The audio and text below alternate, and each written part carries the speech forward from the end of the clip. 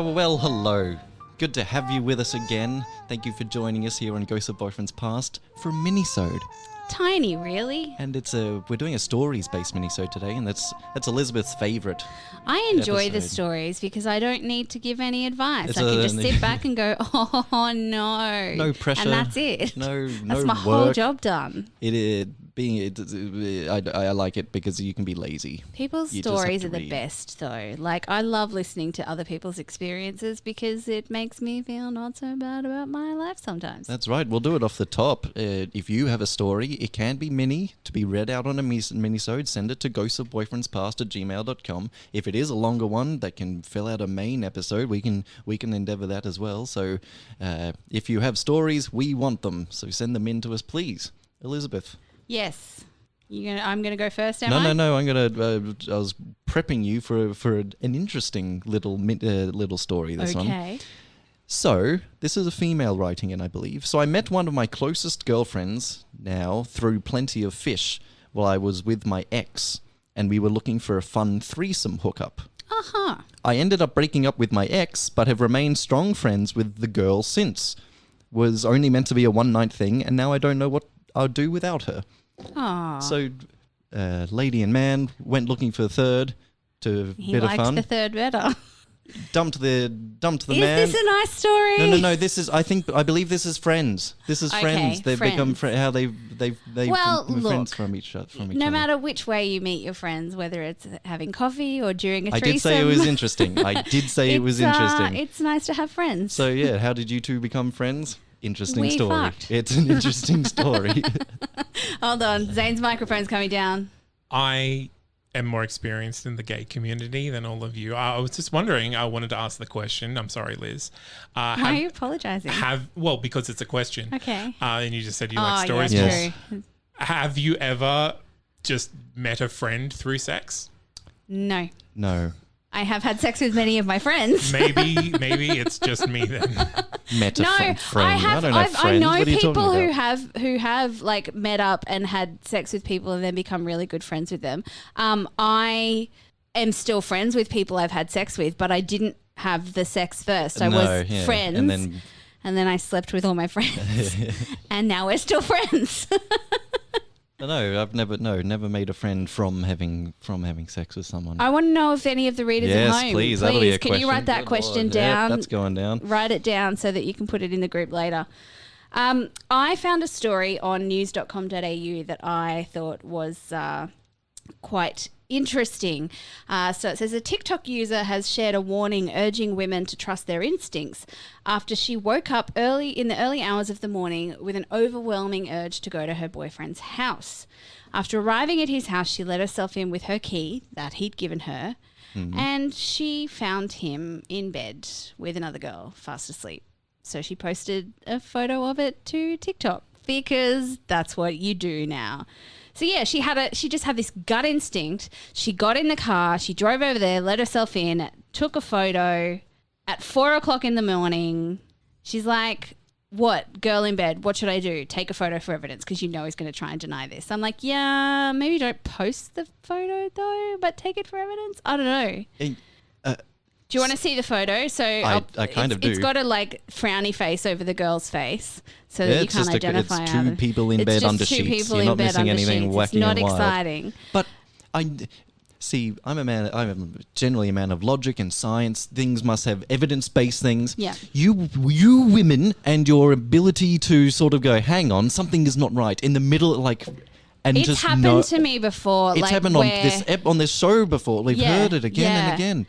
There was a time once where we weren't even supposed to be spending the night together, and I woke up in the middle of the night and went, something's not right.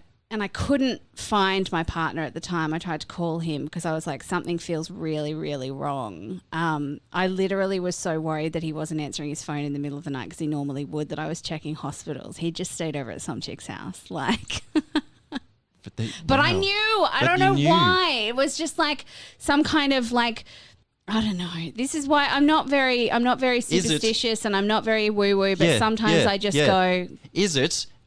You have more reason to suspect. My ancestral ghost told me. Yeah, or you have more reason to be... At this point, I didn't, though. Zane's got his microphone down back. again. He's back. I don't have an opinion on woo-woo intuition or whatever. My question is, did she have a feeling that he was with someone in his bed at that time? And is that why she didn't try to call him or knock on the door first and just kind of crept into the bedroom and took a photo? The story just said she has an overwhelming urge to go over because she felt like something wasn't right. And she said she revealed that at the end she grabbed her stuff, yelled, "Fuck you," to the two of them on the way out and then left and blocked him. We've had classier lines to leave on, but wow. Yep. My brow is furrowed and I'm perplexed and interested. Where's this? I'll take one. I was so nervous and excited to go on this date that I put on 2 different boots in the process of getting ready. I did this so I could pick which one looked best. Apparently, they both did. The whole night, I felt like people were looking at me, thinking, wow, this outfit is fire. But I was really wearing 2 different coloured shoes. Good one on a first date. I've done that before. I did have. that to work. And I was wearing a heel and a wedge, but they were both black patent leather. And they were both well done. exactly the same height. So it wasn't until I literally sat down to cross my legs and Hang I was on. like, what the fuck have going I on here? done? I love it. Love it. I got another quick brief Yes. or good one. I think it's another first date story, this one. We went to a Spanish restaurant and I was already way too nervous when I got there. I don't know why, but they were terribly nervous, the poor lamb. I got kind of lost, a little sweaty, and I was late, so I sprinted into the place. We sat down and I'm trying to play it cool, but then when the waitress comes over, I realized that I hadn't really even looked at the menu, so I just picked something. Uh-oh. Whatever, the menu was entirely in Spanish anyway, so I probably wouldn't have known what it was. When the food came out, it was a whole fish. Bones, head, eyeballs, scales, the entire thing. First date. And I ate it. It was really good. The whole fish. It was really good, but that is probably the least attractive thing you can eat in front of someone. Yeah, because it smells. No second date. Aww. So unfortunately, yes, a wild stab at the menu and you get the whole fish brought out. I've just found a lot of stories in the news about dating, terrible dating things lately. So I've got another one from news.com.au, which is Nikki, this woman. She got ready. She'd been doing all of her makeup. She said she spent about 40 minutes doing her makeup. She was excited to go to her date's work function. She got herself all dressed up, did her hair and makeup. She wore a glam black long sleeve crop top with pink trousers. She said, I spent 40 minutes to meet his friend. I spent 40 minutes on my makeup to meet his friends and co-workers at a grand opening for the retail company he works for. He said to me that he was too embarrassed to be seen with me in this outfit, so he sent me home in an Uber and went to the opening without me. I'm just so sad because I spent so much time trying to look pretty and he sent me home in an Uber. Who does that? He literally sent me home with a stranger on a Friday night. Nikki explains that her date was not comfortable with her around his co-workers, but he was comfortable sending me home with a stranger in an Uber. Apparently it was not the first time that he had commented on her clothing. Little comments here and there. Yes, please. I mean, but yes. Comments such as, why are you wearing heels? I like it when you wear tennis shoes. Why are you wearing so much makeup? I like it when you're natural. Please don't bring these stories. He told me multiple times this week that I've been overdressed and encouraged me to wear a baggy sweater. Yeah. Why? Yeah. Why? Yeah. What? Why? Yeah. Why bother? Yeah. Like, why does it matter? Why are you going to get so upset about what someone else is wearing? Like, it's so much energy. Surely, it's so much work to wake up in the morning and be like, she's wearing heels. I choose violence today. She said the exact conversation goes, I kept asking, why do you keep staring at me? And he kept saying, oh, nothing, oh, nothing, oh, nothing. And finally he was like, you just look really pretty. And I was like, is this your way of telling me that I'm overdressed? And he said, well, maybe not for dinner. Are you going to be embarrassed if I show up to your work function like this? And he said, nothing. Get out. Just have a little bit of a walk round the back of the building. Open the lid of the dumpster and throw yourself in. Make yourself at home in the dumpster. Like, make it this yours. Is your really home now. Explore the space. This Get is used to where it, you buddy live. boy. Because rent is cheap, but you're not getting anywhere better. It's where you belong. See, We're going to end on that note too. It's going to be See, such a downer, guys. At least on question at minisodes, we can sort of give advice and say dump him, but with stories, it's just an aneurysm I can feel just developing somewhere in my brain. I'm gonna drop dead after this. Oh, Goodbye, I'm so everyone. This is sorry. the end of Tom Harris. There'll be probably a new host on Ghosts of Boyfriends Past in the future, but it has been nice.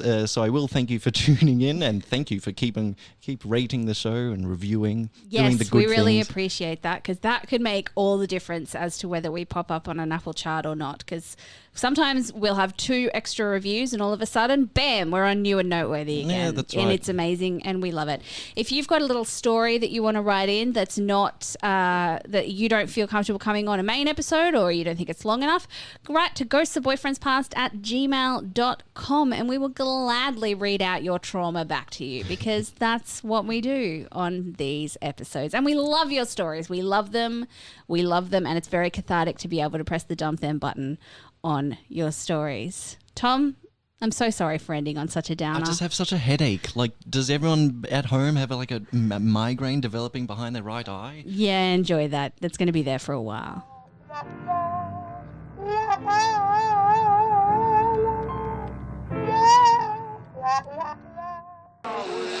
When you walk through an art museum, what happens? You see some interesting things, you see some not so interesting things, and if you're like me at all, you're probably a little bit sleepy. Well, grab a cafecito and listen up. It's Art Slice, a palatable serving of art history. I'm Russell Shoemaker. I'm Stephanie Dueñas. We are not your daddy's art history podcast. We are both artists, so we look at art history through that perspective. We cover the artists you know and those that have been ignored for so many different reasons. We look at the context of the time, we compare it to today. We don't dumb anything down, but, and this is a big but, Heyo. we like to have a good time, okay? Nos gusta to goof around, all right? We have hungry pantry mons that might startle you. It's a long story. We feed them art materials. Art is just a visual language, so in order for us to interpret what we think it's saying, we hijack the work. Right. How do you like that for an art heist? Exactly. And ultimately, we decide if it belongs in our Art Slice Museum on top of the Art Slice hilltop. So if this all sounds good to you, join us on Art Slice, a palatable serving of art history.